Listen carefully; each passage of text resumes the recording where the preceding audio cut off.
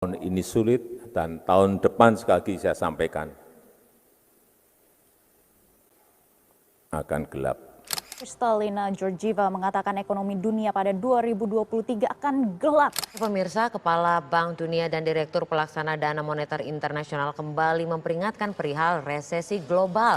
Kondisi inilah yang terus akan kita monitor dan tentu kita kelola. It's coming down as firms reduce their overbidding or work. Presiden Joko Widodo beberapa waktu lalu ini mengatakan ada sejumlah lembaga internasional memperkirakan bahwa akan ada 60 negara yang berpotensi bangkrut.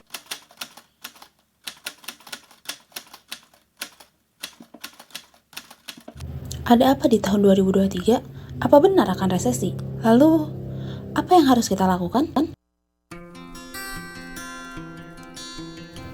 Saat ini, resesi ekonomi menjadi terminologi yang belakangan sangat populer dibicarakan masyarakat di berbagai negara, termasuk Indonesia. Pembicaraan kemungkinan terjadinya resesi global dan akibatnya pada perekonomian negara dipicu statement yang dilontarkan oleh Presiden Jokowi seperti yang dimuat Tempo pada tanggal 23 Oktober 2022 telah memicu kekhawatiran akan isu ini di masyarakat. Presiden Jokowi mengungkapkan bahwa perekonomian dunia pada tahun 2022 mendatang akan mengalami kegelapan atau resesi ekonomi pangan hingga energi global akibat COVID-19 dan perang Rusia-Ukraina. Selain Jokowi, Menteri Keuangan Sri Mulyani hingga bos IMF banyak berpesan soal resesi yang diprediksi akan terjadi pada tahun 2023 mendatang. Menteri Keuangan Sri Mulyani mengatakan Indonesia telah mewaspadai potensi kenaikan suku bunga yang dilakukan oleh bank sentral di berbagai negara yang dapat menimbulkan gejolak pasar keuangan hingga berpotensi menimbulkan resesi secara global. Topik mengenai ancaman resesi global tahun 2023 telah menjadi topik pembicaraan panas di penghujung tahun 2022 ini. Namun banyak yang sering melupakan bahwa sebenarnya resesi yang diprediksi akan terjadi di tahun 2023 nanti bukan menjadi satu-satunya resesi yang akan terjadi dalam kurun waktu 50 tahun terakhir. Sebelumnya telah terjadi beberapa kali resesi, diantaranya krisis finansial Asia 1997 yang mengakibatkan krisis moneter 1998, krisis finansial subprime mortgage di Amerika tahun 2008, dan yang terbaru ada pandemi COVID-19 pada Maret 2022 di mana defisit anggaran pendapatan dan belanja negara atau APBN tahun itu melebar di atas 3% dari produk domestik bruto tahun itu. Berdasarkan fenomena yang telah terjadi, maka tujuan dan manfaat yang ingin dicapai dari gagasan ini adalah memberikan pemahaman atau gambaran singkat mengenai kondisi ekonomi yang saat ini sedang terjadi, serta mempersiapkan antisipasi diri dari ancaman resesi ekonomi mendatang. Lalu, apa itu resesi? Resesi adalah kondisi di mana pertumbuhan ekonomi real tumbuh negatif selama 2 kuartal berturut-turut dalam 1 tahun berjalan. Resesi ekonomi sebagai entitas ancaman menurut Hairunisa tahun 2020 dapat terjadi karena 2 faktor, baik eksternal maupun internal. Faktor eksternal memberikan peluang terhadap ancaman ekonomi seperti dampak perang dagang maupun sanksi ekonomi yang dilakukan oleh suatu negara terhadap negara lain melalui pembatasan perdagangan, tarif, atau embargo ekonomi. Seperti yang terjadi saat ini, adanya dampak perang antara Rusia-Ukraina yang berdampak pada ketersediaan bahan komoditas dan bahan bakar global, khususnya di Eropa. Konflik Iran yang berdampak pada ketersediaan bahan bakar di pasar global, dan penguatan mata uang dolar, hingga dampak perang dagang Amerika dan China dianggap menjadi penyebab terjadinya resesi di berbagai negara, termasuk yang mungkin akan terjadi di Indonesia.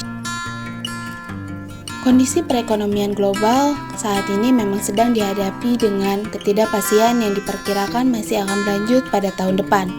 Menteri Keuangan Sri Mulyani menyebutkan ada 3 krisis yang sedang dihadapi dunia saat ini, yakni krisis pangan, energi, dan finansial. Meskipun begitu, jika melihat data yang ada saat ini dan pernyataan para ahli, sebetulnya Indonesia masih cukup jauh dari kondisi terjerumus dalam lubang resesi. Mengutip dari mantan Menteri Keuangan Indonesia Muhammad Khatib Basri mengatakan, Betul sih, tantangan ekonomi Indonesia memang sedikit berat, tapi bukan berarti kita akan mengalami pertumbuhan ekonomi negatif sampai jadi resesi.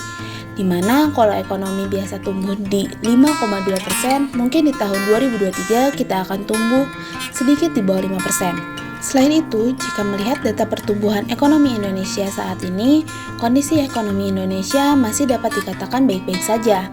Melihat data PDB Indonesia, terlihat bahwa kondisi ekonomi Indonesia saat ini cenderung meningkat dari kuartal sebelumnya. Namun, apabila kondisi yang dikhawatirkan benar-benar terjadi, maka tidak perlu khawatir, karena seperti yang disampaikan oleh Ibnu Qayyim Rahimatullah dari kitab Al-Fawaid, jika satu pintu rezeki ditutup, masih akan terbuka pintu rezeki yang lain. Hal tersebut telah terbukti pada tahun 2020 saat pandemi COVID-19 terjadi, yang mengakibatkan lebih dari 1,5 juta tenaga kerja yang terdampak efektivitas perusahaan hingga terpaksa dirumahkan. Namun, bersamaan dengan itu juga muncul beberapa peluang kerja baru yang belum pernah terpikir sebelumnya, seperti affiliate, berbagai bisnis online, dan konten kreator. Meningkatnya bisnis usaha mikro, kecil, dan menengah atau UMKM baru yang muncul pula lah yang menjadi pondasi kokoh penggerak roda perekonomian Indonesia, di samping banyaknya perusahaan yang mengalami penurunan akibat dari kejatuhan ekonomi dunia pasca kenaikan COVID-19. Dengan meningkatnya jumlah UMKM yang muncul, tidak menjadikan UMKM memiliki peluang besar dalam pengembangan bisnisnya, karena kemajuan teknologi menjadi hal yang tidak bisa dipisahkan dalam kemajuan serta pengembangan bisnis saat ini. Kemajuan teknologi yang terjadi juga memberikan banyak peluang bisnis baru, terutama di bidang kreatif seperti influencer, streamer, dan content creator, atau bidang lain seperti investasi saham. Demi tercapainya gagasan ini dibutuhkan dukungan dari berbagai macam pihak. Pihak-pihak yang dapat membantu merealisasikan gagasan ini secara umum adalah seluruh masyarakat Indonesia dari seluruh lapisan, terkhusus generasi muda, dalam hal ini mahasiswa sebagai pencetus ide baru dan eksekutor setiap gagasan yang muncul. Influencer sebagai penyalur suara masyarakat yang membantu penyebaran berita terkini serta ide-ide kepada lingkup masyarakat yang lebih luas dengan bantuan media sosial. Pemerintah dalam penetapan kebijakan terhadap pencegahan resesi yang mungkin terjadi, serta pendukung dari segi materi dan fasilitas. Maka, langkah-langkah strategis yang perlu dilakukan agar dapat bertahan dalam gejolak resesi yang mungkin terjadi adalah jangan takut apalagi panik dengan pemberitaan buruk yang ada, namun tetap berhati-hati dan bersiap untuk segala situasi. Kedua, mulai dari diri sendiri, yaitu mulai pembenahan diri dari segi kesehatan finansial dengan menahan pengeluaran yang dirasa belum terlalu penting dan mulai menyisihkan uang untuk dana darurat. Segera selesaikan pembayaran hutang, terutama hutang dengan bunga floating yang pasti akan naik mengikuti suku bunga yang berlaku nantinya. Explore side hustle atau bisnis sampingan yang dimiliki tanpa melepaskan pendapatan utama saat ini, karena apabila resesi benar-benar terjadi akan banyak perusahaan yang melakukan efektivitas perusahaan dengan cara melakukan PHK pada para karyawannya.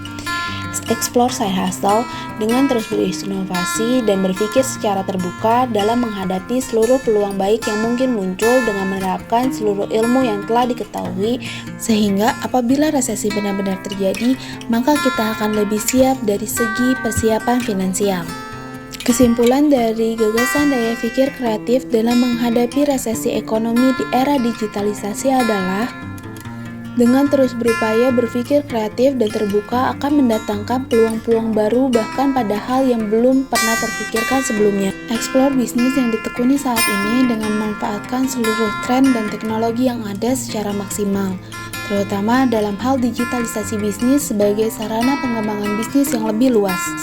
Mulai dari diri sendiri dengan menjadi masyarakat yang lebih cerdas membaca peluang situasi terkini dengan daya pikir kreatif, serta segera melakukan pembenahan finansial, sehingga kalaupun prediksi buruk tidak benar-benar terjadi, kita telah menjadi masyarakat yang lebih siap menghadapi era masa kini, serta berkontribusi dalam peningkatan ekonomi Indonesia yang lebih baik dengan digitalisasi pergerakan ekonomi yang dilakukan.